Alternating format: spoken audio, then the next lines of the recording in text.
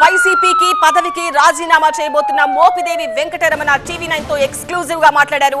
వైసీపీకి రాజీనామాపై కొన్ని సంచలన వ్యాఖ్యలు కూడా చేశారు మోపిదేవి.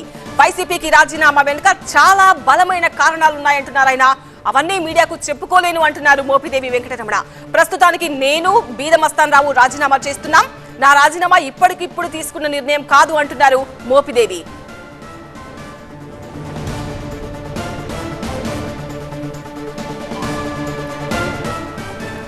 మోపిదేవి వెంకటరమణ ఇంకా ఏమేం మాట్లాడారో మరింత సమాచారం టీవీ9 అసోసియేట్ ఎడిటర్ మహాత్మా అందిస్తారు. వైఎస్ఆర్ కాంగ్రెస్ పార్టీకి రాజ్యసభ సభ్యత్వానికి రాజీనామా చేయాలని నిర్ణయించుకున్న మోపిదేవి వెంకటరమణ గారు ప్రస్తుతం మనతో పాటు ఉన్నారు. ఆయన ఎందుకు పార్టీకి పదవికి రాజీనామా చేయాలనుకుంటున్నారు ఏంటి అన్నవి, తన భవిష్యత్ కార్యాచరణ ఏంటి అన్నది ఆయన్నే అడిగి తెలుసుకుందాం. సార్, మీరు సుదీర్ఘకాలం పాటు వైఎస్ కుటుంబంతో సన్నిహితంగా ఉన్నారు. అలాంటిది మీరు ఇప్పుడు వైఎస్ఆర్ కాంగ్రెస్ పార్టీకి ఎందుకు రాజీనామా చేయాలని అనుకుంటున్నారు? కొన్ని ప్రత్యేక పరిస్థితులు, పరిస్థితుల యొక్క ప్రభావమే నన్ను ఈ దిశగా ఈ నిర్ణయం తీసుకునే దానికి అవకాశం కల్పించింది. ఆ పరిస్థితులు ఏంటంటారు? ఎందుకంటే మీకు వైఎస్ కుటుంబంతో వైఎస్ రాజశేఖర రెడ్డి గారితో కలిసి పనిచేశారు, ఆయన మంత్రివర్గంలోనే ఉన్నారు. ఇప్పుడు ఆయన కుమారుడు జగన్మోహన్ రెడ్డి గారితో కూడా ఆయన మంత్రివర్గంలో కొన్నాళ్ళు మంత్రిగా పనిచేశారు. అంతటి అటాచ్మెంట్ కలిగిన మీరు వదిలిపెట్టాలంటే చిన్న కారణం అయితే ఉండదు. ఏమై ఉంటుందంటారు? ఉన్నాయండి, నేను చెప్పినట్లుగానే కారణాలు ఉన్నాయి. కాకపోతే అవన్నీ కూడా మీడియా ముందు మాట్లాడుకుని చేసేటువంటి పరిస్థితి కాదు, ఉన్నాయి. అంటే రాజీనామా చేయాలి అనుకున్నప్పుడు ఇలాంటివి ఏమైనా కొంత అసంతృప్తులు ఇలాంటివి ఉన్నాయనుకున్నప్పుడు ఆ పార్టీ అధినేతలు లేదా పార్టీలో కొంతమంది పెద్దలు ఎవరైనా బుజ్జగించే ప్రయత్నాలు, మీరు ఎందుకు అప్సెట్గా ఉన్నారు ఏంటి అని కారణం తెలుసుకుని వాటిని అడ్రస్ చేసే ప్రయత్నాలు అనేవి పార్టీలో జరుగుతూ ఉంటాయి. మరి మీ విషయంలో జరిగిందా? జరగకపోతే ఎందుకు జరగలేదు? ఉన్నాయి. దాదాపుగానే అనే నిర్ణయం ఇవాళ తీసుకున్నటువంటి నిర్ణయం కాదని, గతంలో నేను ఎమ్మెల్యేగా కంటెస్ట్ చేయాలని చెప్పేసి అని జగన్మోహన్ రెడ్డి గారితో మాట్లాడినప్పుడు వారు కాదన్నప్పుడే కొంత నేను నాయకుల యొక్క ఒత్తిడిని బట్టి కొంత నిర్ణయం తీసుకుందాం అనుకున్నప్పుడు కూడాను ఆ సమయంలో నేను ఆ నిర్ణయం తీసుకోవడం సరైన విధానం కాదు కాబట్టి నేను నిర్ణయం తీసుకోలేదు. ఎందుకంటే ఇవాళ ప్రతి వాళ్ళు చెప్తున్నారు ఓడిపోయినా కానీ ఎమ్మెల్సీ ఇచ్చారు, మంత్రి ఇచ్చారు, రాజ్యసభకు ఇచ్చారని చెప్పినారు.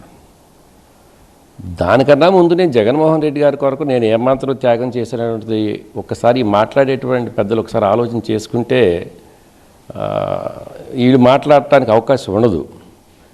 అలాంటి పరిస్థితుల్లో నాకు 5 సంవత్సరాలు రాజకీయంగా ఒక గౌరవాన్ని ఇచ్చినప్పుడు కూడాను నేను ఆశించిన సార్ నాకు, ఎందుకంటే నేను రాజ్యసభ అనేది మొదటి నుంచి పెద్ద ఇంట్రెస్ట్గా లేను.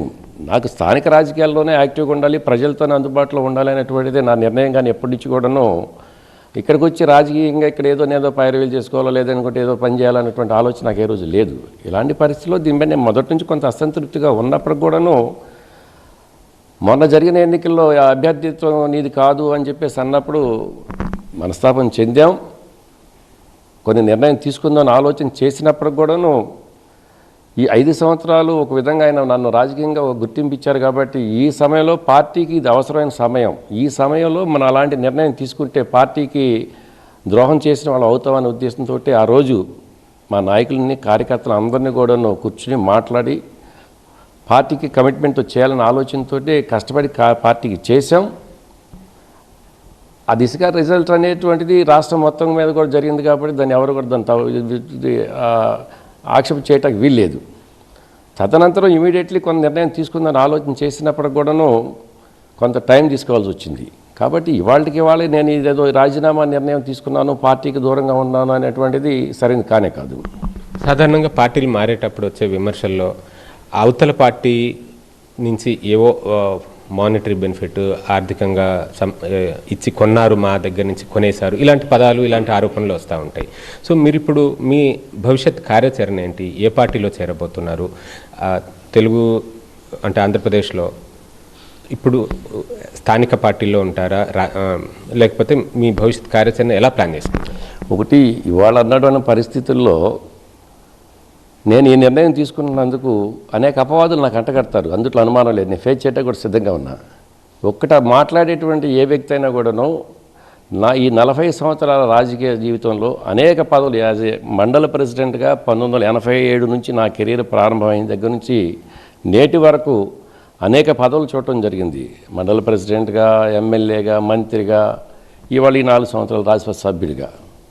ఏ రోజు ఎక్కడ కూడానో నేను తీసుకున్న నిర్ణయాలు కానివ్వండి, లేదా నాకు సంబంధించిన అంశాల మీద కానివ్వండి, ఒక చిన్న వివాదాస్పదమైనటువంటి ఎలిగేషన్ కానీ, ఒక ఆర్థికపరమైనటువంటి ఎలిగేషన్ కానీ ఈ రోజు వరకు ఎక్కడ కూడా నేను రాలేదు. ఆ పరిస్థితి నేను ఎదురయ్యే సందర్భంగా ఆ దిశగా నేను ఎప్పుడు కూడా నిర్ణయాలు తీసుకోలేదు.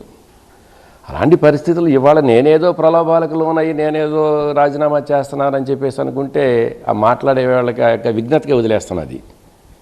సెకండ్ థింగ్ ఏంటంటే, నేను రాష్ట్ర రాజకీయాల్లో కొంచెం యాక్టివ్గా ఉండాలనే ఆలోచనతో నేను ఆ సందర్భంలోనే ఈరోజు ఈ నిర్ణయం తీసుకుని కొంతమంది అడుగుతున్నారు, మీరు కూడా అంటారు రాజ్యసభకు రాజీనామా చేయాల్సిన అవసరం ఏంటి అనే దాని మీద కూడా వస్తుంది. ఇక్కడ నుంచి రాష్ట్ర రాజకీయాల్లో యాక్టివ్గా ఉండాలనుకున్నాను. మా నాయకులు, మా మిత్రులందరితో, కార్యకర్తలందరితో కూడా సంప్రదించి పొలిటికల్గా ఒక స్టెప్ వేద్దామని ఆలోచనతో ఇంకో కొత్త అధ్యాయానికి తెరలేగుదామనే ఉద్దేశంతో ఈ నిర్ణయం తీసుకోవడం జరిగింది. మీ సన్నిహితులు కానీ, మీ కార్యకర్తలు కానీ వాళ్ళు ఏం సూచిస్తున్నారు? వాళ్ళ అభిష్టం ఎలా ఉంది? మీరు అంటే తెలుగుదేశం పార్టీలో చేరబోతున్నారు అన్నదే ఎక్కువగా వినిపిస్తున్న వార్త. అవును, తెలుగుదేశం పార్టీలో చేరదామని ఇన్ ప్రిన్సిపల్ నిర్ణయం తీసుకున్నమాట వాస్తవం. కొంతమంది ఆ పెద్దలతో కూడా సంప్రదించడం జరిగింది. నేను తీసుకునేటువంటి నిర్ణయాన్ని నా నియోజకవర్గానికి సంబంధించినటువంటి ఇప్పటివరకు నాతో కలిసి ప్రయాణం చేస్తున్నటువంటి పార్టీ నాయకులు కానివ్వండి, కార్యకర్తలు కానివ్వండి, ఇతర సన్నిహితులు కానివ్వండి, ఎక్కువ శాతం దీన్ని స్వాగతిస్తున్నారనే దాంట్లో ఎలాంటి సందేహం లేదు. స్థానికంగా కొన్ని ఇబ్బందులు ఎదురవుతాయి, అందుకు అనుమానం లేదు. సో అలాంటి పరిస్థితులన్నీ కూడాను ఇప్పటివరకు అక్కడ తెలుగుదేశం పార్టీ తరఫున ప్రాతినిధ్యం వహిస్తున్నటువంటి అనగానే సత్యప్రసాద్ గారు వాళ్ళు మంత్రిగా ఉన్నారు. వారు, నేను, కొంతమంది పెద్దలను కూర్చుని ఏ విధంగా ప్రయాణం చేయాలి, ఎలా నిర్ణయాలు తీసుకోవాలనే దాని మీద డెఫినెట్గా సామరస్యపూర్వకంగానే చర్చ జరుగుతుంది. కానీ కాంట్రవర్సీలు అయినైతే మాత్రం ఎట్టి పరిస్థితుల్లో బోత్ సైడ్ నుంచి ఉండదు. నా సుదీర్ఘమైనటువంటి రాజకీయ ప్రయాణంలో ఇది ఒక ప్రత్యేకమైనటువంటి పరిస్థితి. ఇవాళ వరకైతే మస్తాన్ రావు గారు, నేను ఇద్దరమే ఈ నిర్ణయం తీసుకోవడం జరిగింది.